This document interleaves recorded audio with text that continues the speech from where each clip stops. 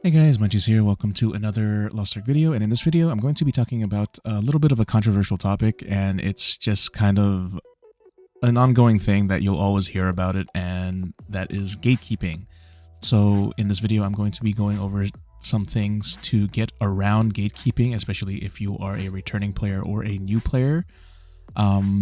So the very first thing I'm going to talk about is the most important, in my opinion, is to find people to play with, especially that are people that are like in the same position as you. If you're a returning player, things of that sort, just go and look on the Lost Ark Discord. So if you search Lost Ark Discord on Google, Lost Ark official Discord, it'll pull it up. Go in there. There's like a guild recruitment section. So find a guild. So for example, I came over to East and I have prior experience in the game, right? So I don't mind helping people out. So in this guild that I had joined, I just looked for a guild that has new and returning players. They have players that are like learning raids like Echidna, Theamine, and things of that sort. And they're pretty active, and they actually put together an Echidna normal group today, and I unfortunately missed it. But they were doing Theamine, they're learning things, and they're actively doing raids.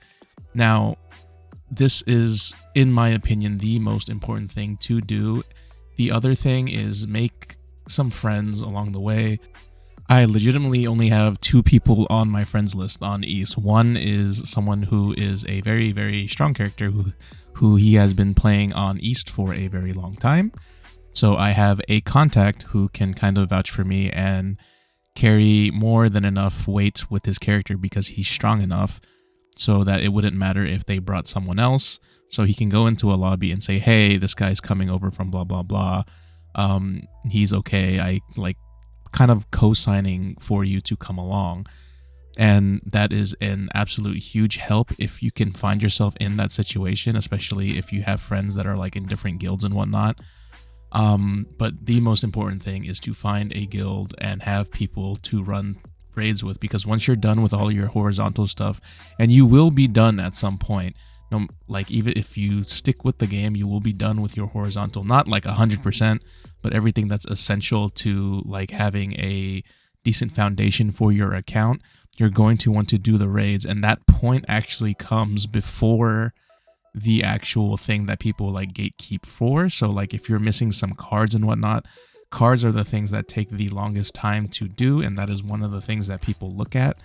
But if you are in a guild and you guys have all a similar situation, then you guys can enjoy the game together and learn things. And as you start building your roster out, whereas some people might not, so you're going to have to start pugging and whatnot. So when you start pugging, you're going to have to start dealing with these strict criterias.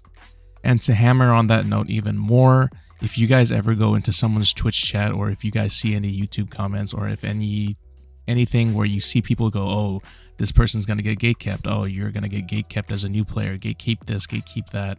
Oh, you're not going to get into a raid with that. Ha ha ha, this and that, right? And making jokes about people quitting because they get gatekept. Do not let these people project their insecurities onto you. I highly encourage people to just enjoy the game for what it is. But there are things that you have to go out and do the work for. One of them is finding a guild with similar players or people that are willing to help new players. And the other thing is this list that I am about to go over. So basically, when you find your guild and you find people that are you're going to have people to play with and do raids and things of that sort with, and just do content with in general, right? You're going to want to work on these things. So first of all, when you open your character screen, this is what people are going to open up when they consider looking at your character. So the first thing that they're going to see is your item level. Now, when they see your item level and it's appropriate and people will even consider bringing you, they will see this and then they will open this screen and they'll look at your character. Immediately, their eyes are going to go to the left side of this screen. They are going to take a look at your roster level. This is something that you're going to have to work on for a long period of time to get it to at least, I want to say, a little over 200 at this point. This is one of the things that Smilegate had implemented into the game to show a player's tenure for how long they have been playing the game. Now, the thing immediately right after is they're going to look at the flowers that you have for your transcendence. They're going to look for a minimum 100, period. Flat out, you need to have 100 flowers to apply to like a pug group that's doing like a reclear or whatever, they're going to ask for 100 if you're going into a pug or signing up with random other players. This is something that you can work on once you have cleared Theamine. So once you clear Theamine, you can work on this, and it takes a little bit of time. They've given us a lot of things to expedite this. As you can see, I have roughly about 40. I have 42. So you have to get it to 100, and it takes some time because you have to learn how to do the transcendence or figure out a way to use the calculator. I've never used the calculator, but there is a transcendence calculator out there that you can use to assist you in doing your transcendence, and I've heard it's worked for some people. The immediate thing afterwards is that they are going to look at your gems. Engravings, I feel like engravings aren't as big of a deal now because we're going to be entering Arc Passive soon, so that's going to be its own separate entity.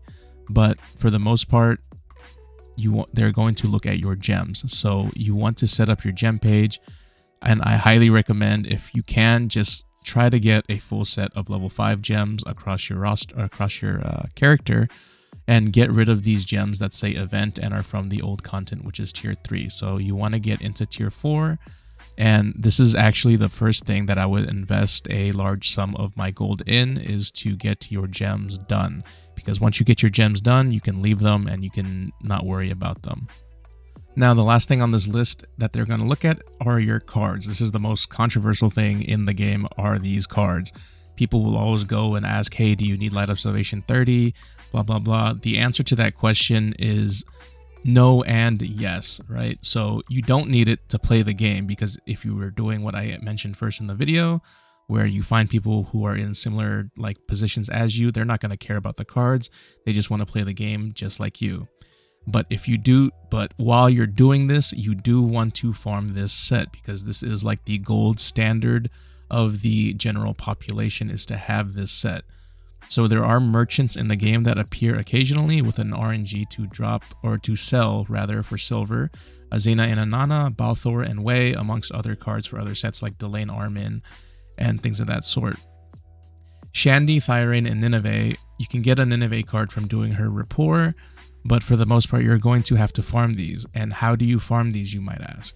So to farm these, you are going to go to the Abyssal Dungeon tab, and basically everything in here has a chance to drop a card.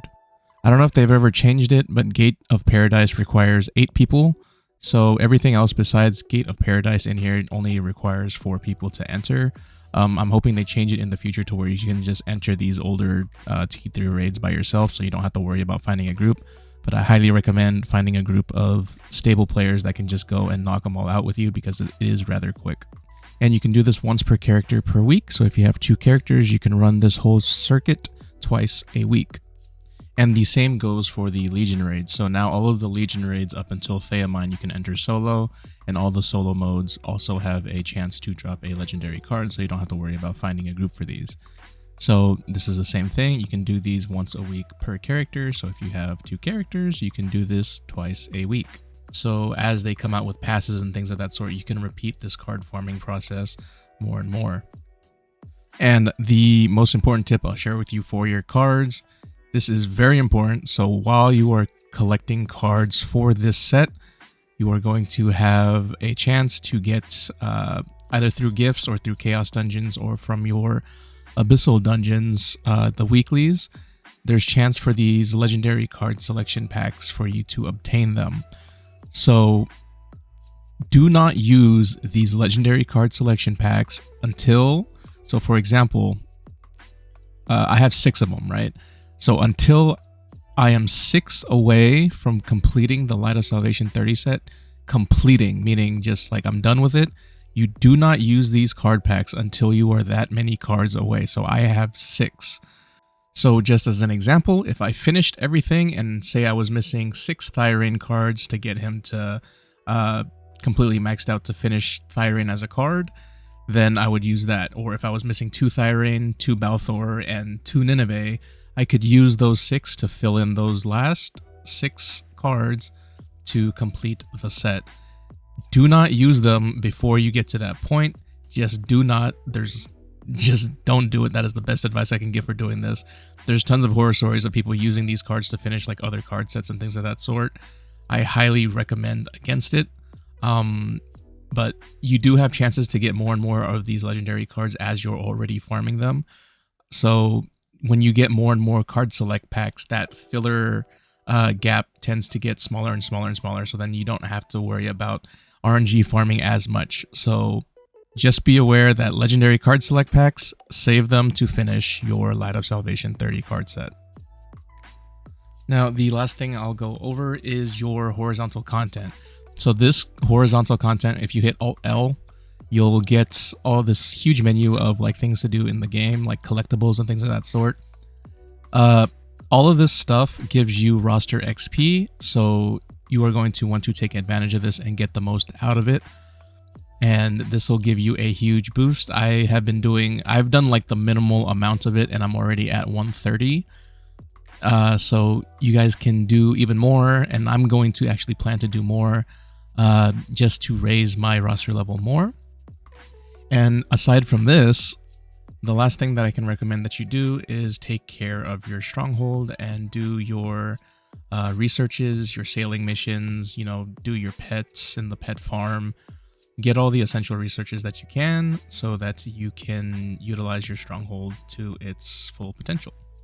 For example, there's like researches that expedite your combat training and stuff. So like when you make a new character, you can bring it over here so that you can catch up its combat level to your main. So like if your main's combat level is 70, you can put it in the training room and it'll expedite the experience gain that it's going to be getting all the way up until 70.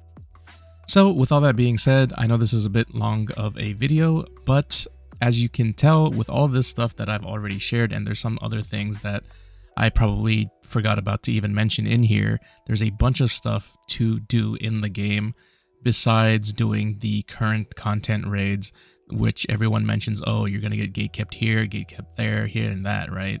There's all this stuff to do already beforehand, so you don't even have time, at least I don't, with the one character that I have, and even when my Ignite character comes over to this server, I'm not going to have time to worry about that because this is all stuff that I'm already working on, and to work on these things takes a very long time and a lot of patience.